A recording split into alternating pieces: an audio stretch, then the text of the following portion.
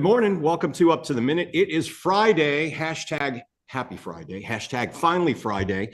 But most importantly, it's Friday, July the 19th. Good to have you with us on the show. We've got your HCC news and information for the next half hour. My co-host, hadn't seen her in a while, Diana Barrero-Burgos has joined us, the communications director from the Southeast College.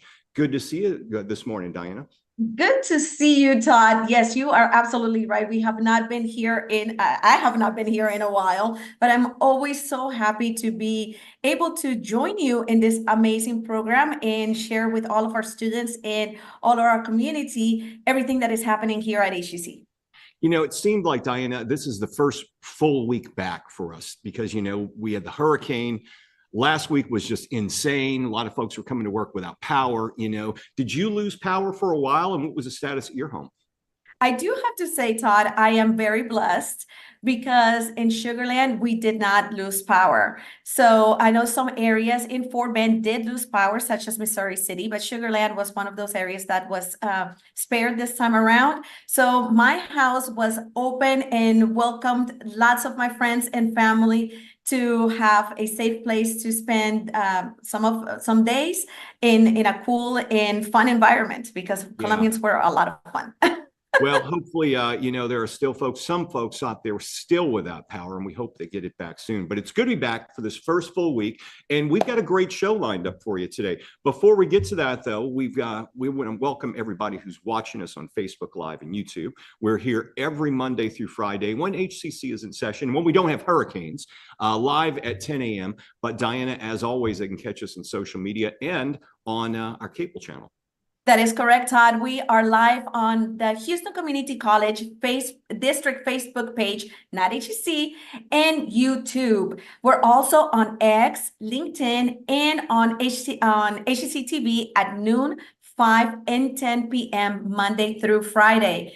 Todd, I'm so happy again to be here, and I hope you and your family were safe at home as well. That's right. Well, we've got a couple of special guests. You're going to be talking to this next guest we're going to introduce, Daniel Scholl, also one of our many co-hosts we have here on the show. He's a financial coach for HCC, and he's going to be talking about how disasters like Hurricane Beryl affect your finances. Daniel, welcome back to the show. Good morning. Glad to be here. Yeah, we're looking forward to talking to you. So Diana will be with you in about 10 minutes. Great. Looking forward to it. Okay, right now we're welcoming Dr. Muddassir Siddiqi. He is HCC's new Vice Chancellor of Instructional Innovation and Digital Strategy, and he's updating us on some new intriguing technologies that are making their way into our classrooms. Dr. Siddiqi, welcome to the show. Good to see you. Good morning, Todd, and everyone on this webinar. Thanks for inviting me. Glad to see all of you. Thank you. Now, congratulations on the new position. Tell us a bit, as Vice Chancellor of Instructional Innovation and Strategy, why do you believe innovation is critical in higher education today more than ever? I think that's a right question, and I would say at the right time.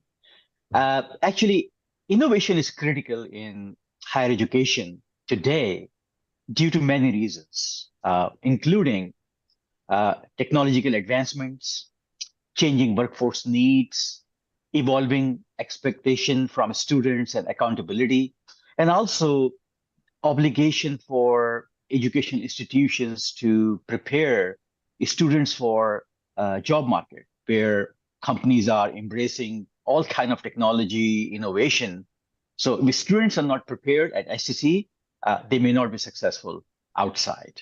So I would say a lot of reasons for keep innovating new student support services, new learning pedagogies, and technology access to staff, faculty. It's an ongoing process. It's not a one-stop. So now AI seems to have exploded over the last year and a half. It is going everywhere. I know there was a lot of concern when AI first was released as how students would utilize this. Is it disrupting the classroom in a good way or a bad way? You know, there are both sides of the coin, I would say. Am I right? On one side, AI has the capability to remove a lot of redundant administrative tasks from faculty and staff. You know, it takes away a lot of small work which will not be very, which is not directly related to student learning, I would say. Am I right? One of the aspects that very enticing for AI in higher education, especially, is personalized learning experience, which means students get what they need in the learning process. Right? Like for example, let me give you example of a smart tutoring system. A smart tutoring system allows students to get into the system, and they will get where there is a deficiency in their learning process. So they don't have to do linear or sequential module like 1, 2, 3, 4, all of them. And sometimes students lose their interest. They will get what they really need. And how AI knows about what they need, there is a constant assessment within the learning process. So system learns and provide solution to a student, on a specific area. So I would say personalized learning is huge. On the other hand, AI has all the potential to create biases, in algorithms and risk of hallucination, especially in generative AI output. I would say hallucination means getting wrong answer and believing they are right answer from your chat GPT and stuff like that. I know you're very instrumental in implementing virtual reality into classes at HCC. How are you guys doing that out there at the Central College and really across the district? Yeah, I think Central College is like a starting point, incubation for innovation in virtual and augmented reality. Now we call it metaverse, right? So it provides a three-dimensional virtual environment for students to get into, interact with their classmates, with faculty and staff, using their avatar. And we have embedded virtual augmented reality in many classes at HCC. And I can tell you, students love it. And it is backed by a line of extensive research in higher education that says that by putting students in virtual reality, augmented reality environment, actually colleges are empowering students and giving them an immersive learning environment. So it's very beneficial for students in terms of their learning outcomes. Now, I know you guys won an award recently, the League of Innovation 23 Award for Metaverse Integration in Workforce Curriculum. The future is now. Tell us more about that. So a League of Innovation is a key organization of community colleges in the United States. And every year they award colleges and teams based on their projects, innovative projects, I would say. So we submitted a project on integration of virtual and augmented reality in workforce programs, like fashion design, interior design, where we embedded whole learning environment virtually for the students. So they can get into virtual environment, they can do retail shopping, they can make their own studios, they can design their apparel, especially for fashion design, and they design the interior for a house.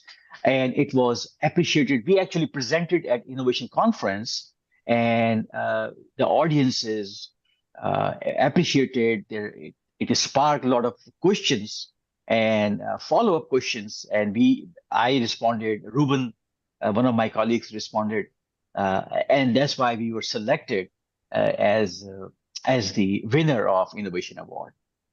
That's a great accomplishment. I know you guys have a number of programs out there. Tell us, if people want to get more information on the programs that we offer in AI, virtual reality, all of that, where's the best place to go? So first of all, let me tell you that we have associated and applied science program in AI. We have bachelor's degree in AI and robotics. Southwest College is currently offering those two programs, but classes are everywhere. Not everywhere, many campuses, I would say. We are expanding. So this is more instructional side in terms of courses, in which virtual augmented reality is embedded. I think it is going course by course. So probably look into our website, identify virtual augmented reality programs, continuing education opportunities, and they will find courses where virtual augmented reality is embedded. I know a lot of colleges and universities have that will charge a base price for classes, but when you're taking classes that involve extra equipment, lab usage, are there extra fees involved with that for our students, or is it all included? Actually, there is no extra fees for students because remember, HCC is always most affordable, one of the most affordable community colleges in the United States, right? We are not here for making profit. We are here to make sure our students, our residents are successful and they participate in growing economy in Houston. So using these tools, there is no additional charges, there is no additional investment on part of the students, and it's just add on to their learning process. And that's the best part. We have affordable education, and you also get usage of all these labs and VR products and all these tools. Dr. Muddassir Siddiqi, once again, congrats on the new position. We look forward to seeing you in the future. Thank you. Thank you for having me. Thank you very much. All right, we'll have all the links and everything in our social media post after the show. Okay, we're going to take a short break. When we come back, Diana's got a special guest talking about Hurricane Beryl and how it may have affected your finances. We've got some information coming up soon. We'll return in 60 seconds. When I grow up, I want to work in a lab to build robots. From classroom to career, we're with you every step. Register for real-world education at hccs.edu. That one day at PE when they were like yelling at me and then you just linked arms with me, I don't think you know how much like that helped me. I finally like knew that I had somebody.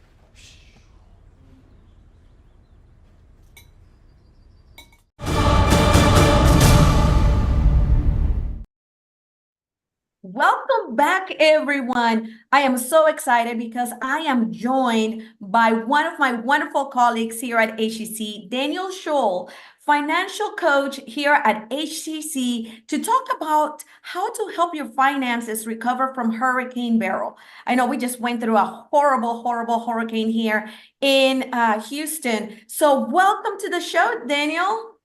Thank you. A pleasure to be here. I wish we were talking about something more fun than hurricane recovery, but still glad to be here. I know, Daniel. But we do live in a coastal city, so it is expected. But we are so excited to hear about what you're about to share with us, because I think every Houstonian needs to know about recovery efforts and what to do to prevent or get through this horrible situation, right? So right now, so many people are spending this week assessing damage to their home, car, or business and dealing with the dreaded insurance company. So tell us, what are some of the things that we need to keep in mind when dealing with insurance companies? Absolutely. So the first thing you want to do, of course, is and at this point you should have already done it, but the first thing you want to do is get in touch with your insurance company. Let them know what's going on. They're probably not going to be able to get an adjuster out there right away. They do bring in crisis teams to bring in extra adjusters into the region, but that still takes time. But you want to get that, them to know that you've had damage as soon as possible. And then you need to photograph and videotape everything, document all damage, all loss, everything like that. I'm sorry, go ahead. No, I was gonna say, yeah, that's definitely important. So, what are some other techniques that we need to keep in mind besides documenting some of the damage that we have? Yeah. So at this point, it can become a little tricky because what you don't want to do is start doing repairs right away. If you're going to file a claim, the adjuster really needs to come in and tell you what they're going to cover and approve everything before it happens. However, you also have a responsibility to secure your property against further damage. We had rains yesterday. We had rains the day before that. Obviously, if you have a hole in your roof, I think we all saw that picture of the roof caved in on that house. They need to prevent against further damage. So if you do start making any sort of repairs to your property, make sure that you let the insurance company know what you're doing and why. Because if it rains the day after and you get rain damage now inside, they may not cover that because they have the responsibility to try to protect that from happening. So save all receipts that you do. If you do buy anything, if you go to the hardware store making repairs, make sure that you do save all receipts. Also know that your lost food, and if you go to a hotel, that might be covered under your renter's policy or your homeowner's policy as well. So make sure you save all those receipts. Oh, wow. That's a piece of information I didn't know and I wasn't aware of that. So that's great information right there. But you did mention about repairs. And as I was driving in from home to work, I was listening that the storm chasers, it's that now the new name, the new scammers are now taking advantage of people. So unfortunately, there are people ready to take advantage of individuals and touched by disasters. How can we alert? How can we be alert for those scams and how to prevent them? Yeah, sadly, anytime there's a disaster, it can bring out the best of us, but can also bring out the worst of us. And there are repair people that go around the United States looking for disasters. So, if you're needing some repairs on your house and somebody knocks on your door, I would be a little leery, to be honest. I think it's better for you to go out and hire your own contractor rather than somebody just knocking on your door. But also, if you're having problems finding someone, that might seem like a great solution. A couple things that you should always do anytime you're hiring a contractor after a disaster is, first off, ask for references and then follow up on those references. I also suggest doing checks online. And then most importantly, ask for their contractor's license number so you can go on and, check them out, see if there's been any complaints. If they don't have a contractor's license, I would be more leery of hiring them. Obviously, if you just need a fence repaired, a handyman might be able to do that. If you run into an issue where, you need your roof repaired and you hire an unlicensed contractor, could also prove costly later if you're dealing with further insurance issues down the road. You're absolutely right. And also, one of the things that my husband and I do, we check with the Better Business Bureau. That's a given for us. So that's very important information. But we also need to find out a little bit more of what resources are out there, because the people that don't know, right? So can you give us some light and into how people can get help and what resources are out there? Absolutely. And this kind of ties in a little bit to what we were just talking about. The first resources, of course, are going to be FEMA and the government, right? You also need to be careful of scams on that. If you get an email from FEMA and they, or it looks like it's from FEMA and they start saying, hey, we're here to help, but we need your bank information so we can deposit a refund check, or we need your, social security number to process you. No agency is ever going to ask you for that information. You need to go to their websites. Don't let an email come in and send you to a false website. But FEMA is a great place to start. And I believe there's going to be, links and all that later in the show. But, Red Cross is out there. You've got Ready Harris, which is a great website that the county has created. It used to be the old Harris County Office of Emergency Management. Now it's just Ready Harris. And they really have a ton of information on there. I'm going to look at my notes here. I apologize. There's a new organization that has come about through a grant called the Greater Houston Disaster Alliance. Okay. So they are out there assisting people with immediate needs. Again, if you need a loan to supplement your insurance, if you don't have insurance, the SBA, I know people say, well, that's the Small Business Administration. I know, but they're the ones that actually handle our disaster loans.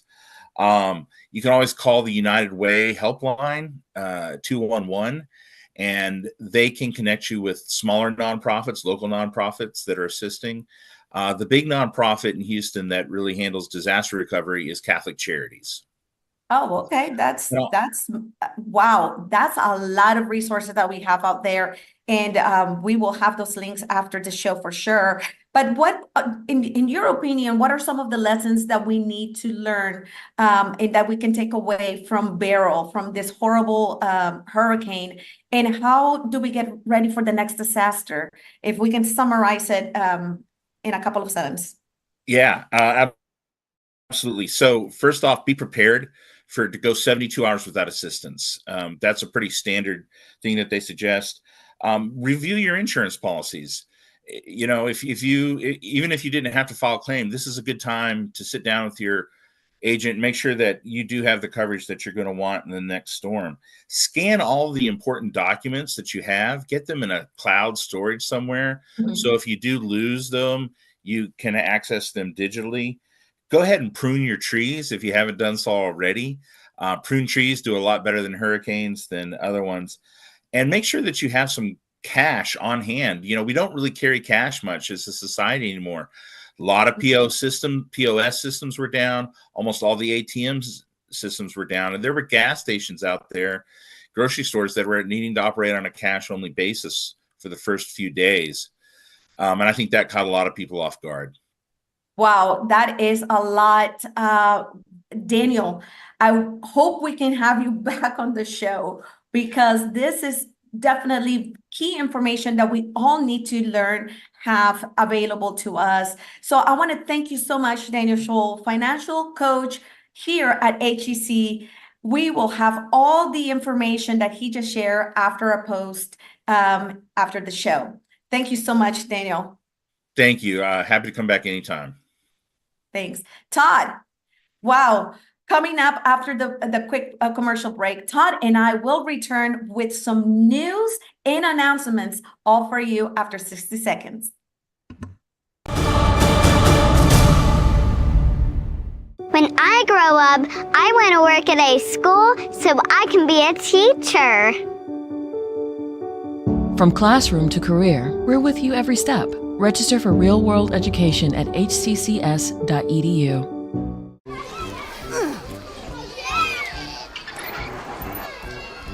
If you love them enough to crawl into a play place to get them to come down, then surely you'll check nhtsa.gov/the right seat to make sure they're in the right car seat. Today I'm going to talk to you about physics. Come on in, girls. Let's go. This is the first rocket to get humans to Mars. Really tall. I'm a rocket structural engineer, designing and building parts of the rocket. You are the generation that will be stepping foot on Mars. Do I have a group of astronauts on my hands? Yes. You can become a rocket scientist or whatever else you want to be.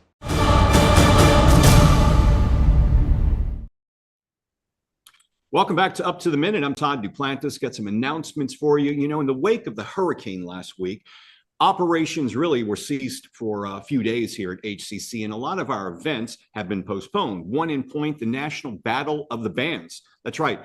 We want to give you an update on that because of Hurricane Beryl. That event has been postponed. We'll get information on that as soon as it is rescheduled. Diana, we also have a medical awareness free series that's happening as well. That's correct, Todd. So we have the Medicare awareness. Since those who became eligible for Medicare have important decisions to make, United Healthcare is offering free series in English and in Vietnamese. Oh, wow. This time in Vietnamese, that's pretty cool. The organization says it's their mission to help people live healthier lives and make the healthcare system work for everyone. So this is going to be happening Wednesday, July 24th from 10 to 11 a.m. at HCC Spring Branch, Alief Bissonnet, Alief Hayes, and Katy campuses. So all the registration info. So I know we have the automotive career fairs coming up, right? That's right. If you're interested in a career in automotive technology, well, HCC's upcoming fair will address this. It's an opportunity to connect employers who are needing talent to our students who need jobs, co-ops, internships, many more.